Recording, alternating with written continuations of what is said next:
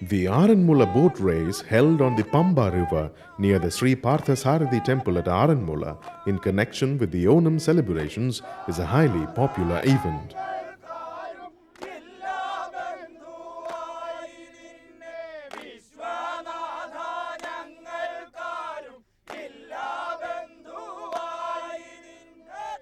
Traditionally, the sadhya or feast was the ritual offering to the deity of the temple.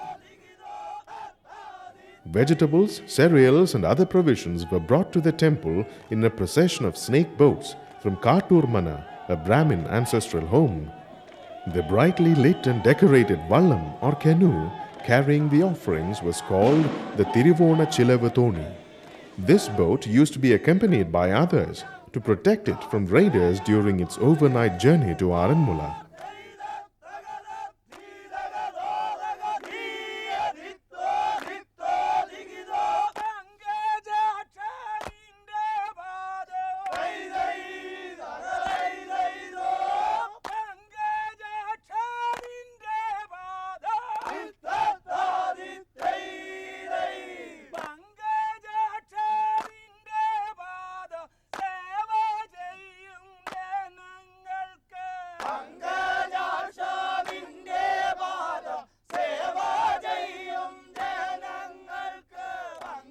Once the boat reached the temple, the multi-course sadhya was laid out in the temple.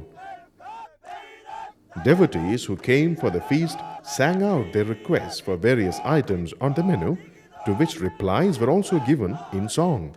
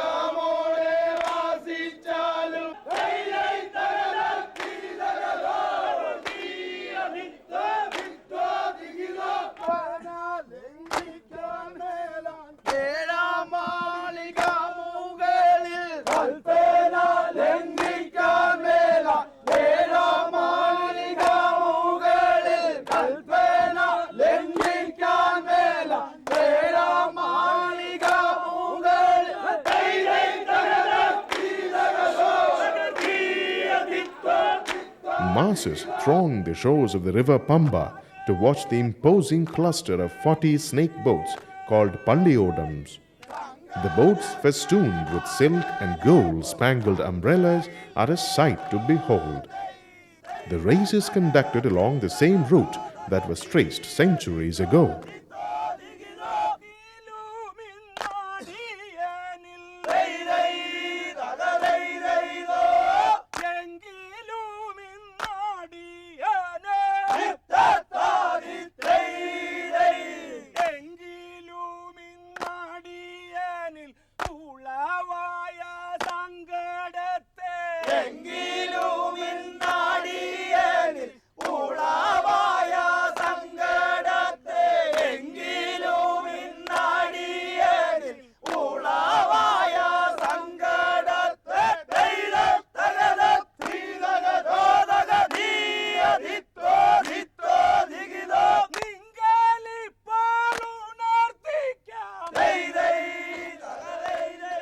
The air crackles with excitement as the best of the gargantuan Chundans, each manned by over 100 men, rowing in unison to the singers' rhythmic cries, fly through the water at breakneck speed, egged on by the lusty roars of the spectators.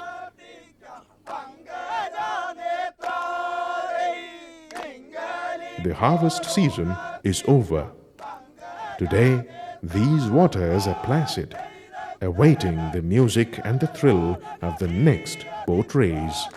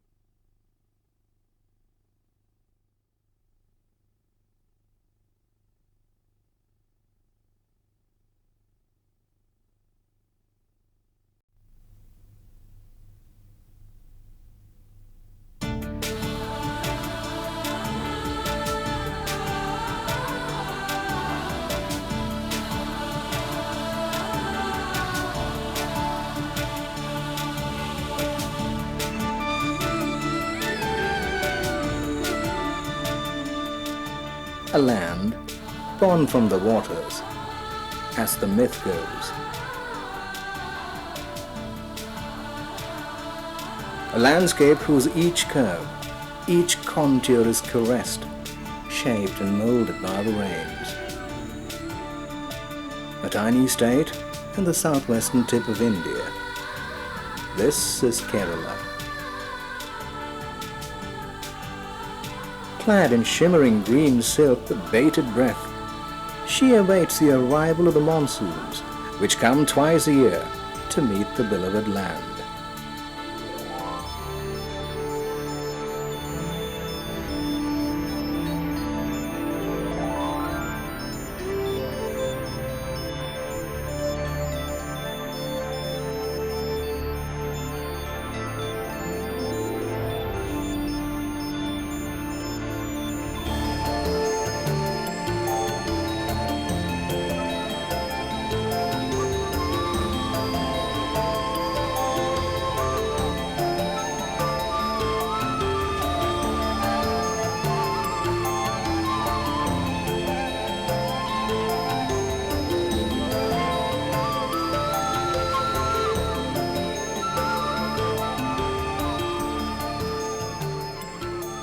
Normally the southwest monsoons, traversing across the Arabian Sea, arrives in Kerala in the first week of June, and the northeast monsoons from the Bay of Bengal is here by October.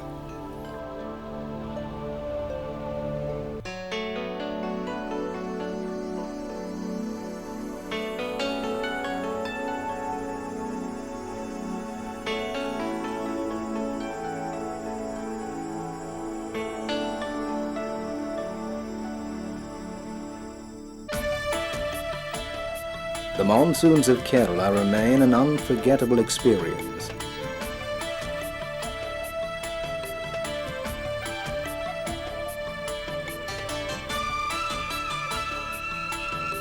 As the parched land awaits the first fecund drop of rain, in the horizon, heralded by the drumbeats of thunder, come the swirling, potent, dark rain clouds.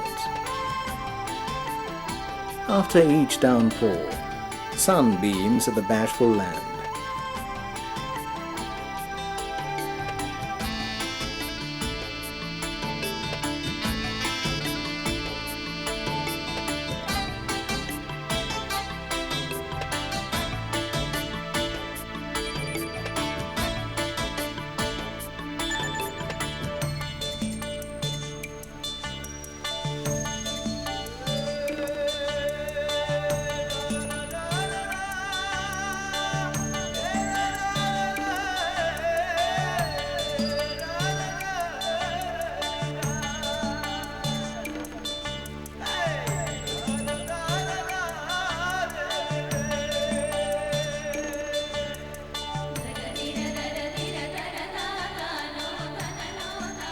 As water seeps into the soil, the pulse of life starts throbbing with renewed vigor, and the golden sunlight nuzzles the atmosphere, bringing a tinge of blushing color to the skies.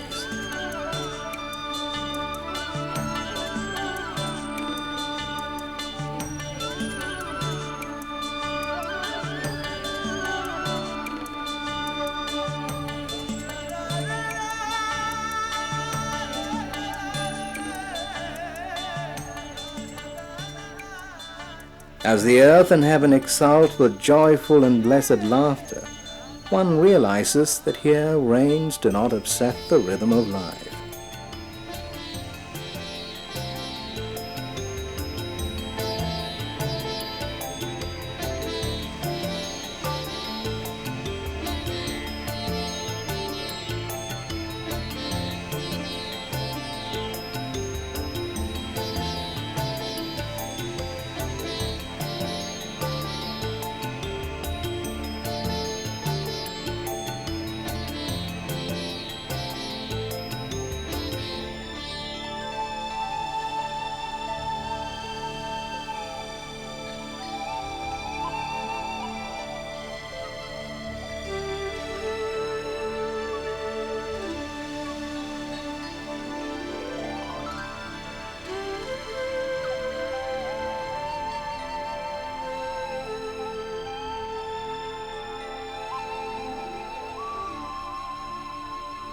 The land and the sky commingle in one ardent embrace, and the rhapsody of the rain becomes a part of the cosmic music, a part of life itself, in all its naked glory.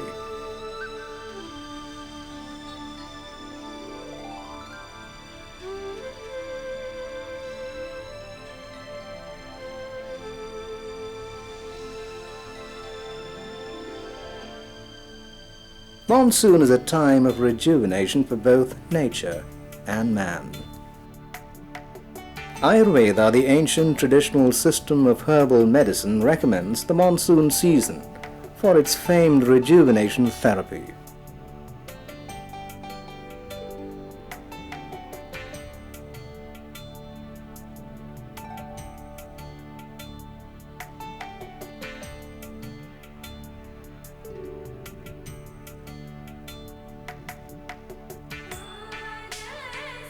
The art forms of Kerala, unique in their harmonious blending of physical dexterity with colors, music and aesthetics. Monsoon season is a time for rigorous practice unto perfection. The lights embodied movement of dancers are made possible by the traditional treatment methods implemented especially during the monsoons.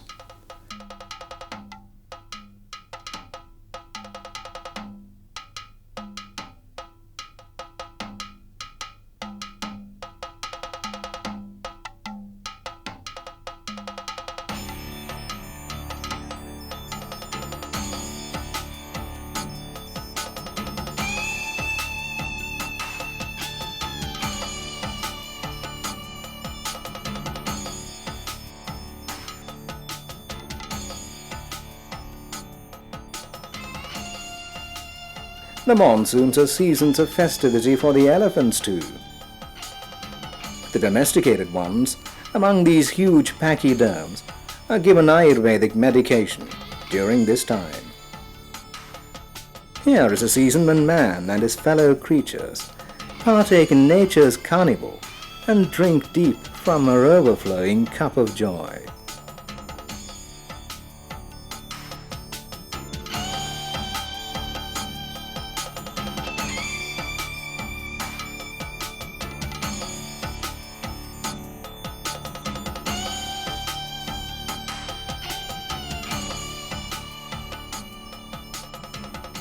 As the coy bride of a land, sun-kissed and rain-drenched, lies in languorous abandon, one wonders at nature's variant moods, her immense variety and charm.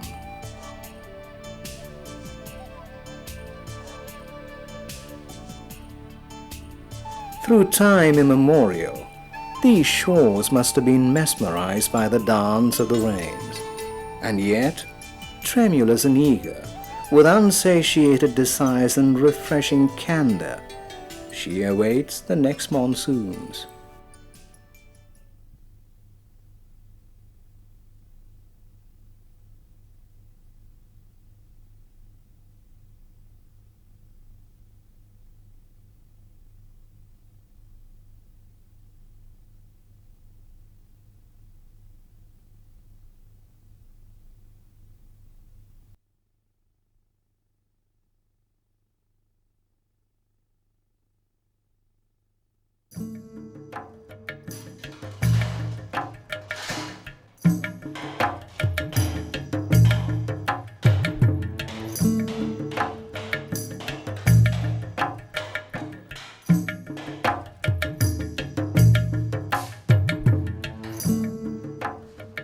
What you are seeing is not computer-simulated special effects, nor a magician's trick that deceives the eye. You are seeing the human body trained to perfection. You are seeing total control and limitless power. Kalaripayattu, considered the fountainhead of all martial art forms, is a unique system of self-defense that aims at perfect power of the body and perfect peace of the mind. An intricate blend of physical prowess, mental discipline, and an indigenous medical science, Kalaripayattu originated at a time when physical strength and courage were of primary importance to survival. However, unlike most other martial art forms, here the fighters use absolutely no armor to guard the chest, forearms, and head, even in fights with the most lethal weapons. Kalari fighters, with their extraordinary powers, played a major role in many an astounding victory. It was with great difficulty that Lord Wellesley, instrumental in the defeat of Napoleon at Waterloo, defeated the exiled Parshi Raja, who was living in the forests of Wayanad. The Raja's faithful band of followers held the machine gun-wielding army of Wellesley at bay with their bows and arrows for an incredibly long time.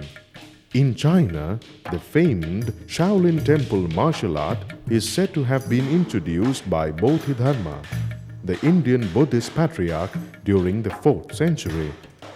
An exponent of the Indian martial art form Kalari, Bodhidharma is also the founder of Chan or Zen Buddhism. At the invitation of Emperor Wu of China, Bodhidharma settled down in the Honan Shaolin monastery and taught the monks the Kalari set of exercises, which later formed the basis of Shaolin Temple boxing. In Kalari, the optimum level of training makes the body movements as quick as those of the eyelids. The term used by the old gurus was Meyya Kannakaga. Kanna means the eye, and the term suggests that the body should be made the eye. This indicates the capability to sense an attack from any direction, including from behind, and the honing of all reflexes to lightning speed. The word Kalari in Malayalam means practice ring or a training center, and Payattu means duel. Hence, Kalaripayattu means martial skills learnt in a ring or training center. Kalaris were primarily of two types: Cheru Kalari for training and Anga Kalari, constructed temporarily for the purpose of fighting duels to decide on any quarrel between local rulers.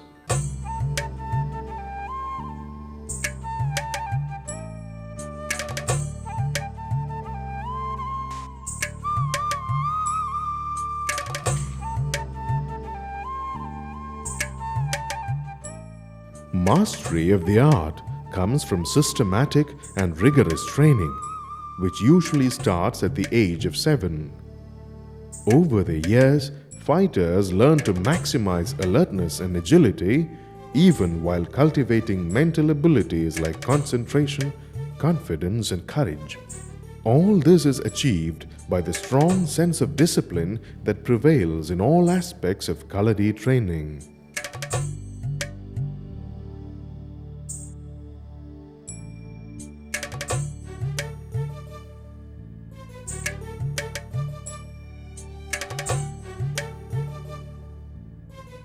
The initial training in Kaladipayattu focuses on achieving the skill to adopt certain stances that are broadly classified into two, Chuvada and Vadiva. Chuvada is the position of the feet, while Vadiva is the position of the body, keeping the Chuvada as its basis. The combination of Chuvada and Vadiva form the steps followed prior to an offensive or defensive maneuver.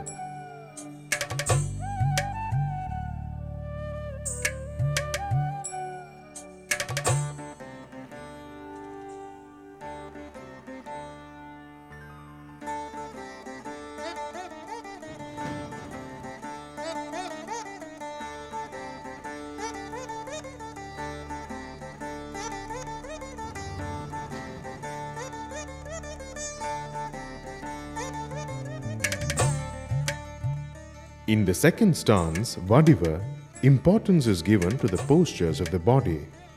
These are body positions from which the fighters can spring to attack. The ancient masters codified 8 types of Vadiva after watching the attack positions of various animals. They resemble forms like Gaja, elephant, Simha, lion, Ashwa, the horse, Varaha, the pig, Sarpa, the serpent, Marjara, the cat, Kukuda, the rooster, and Matsya, the fish.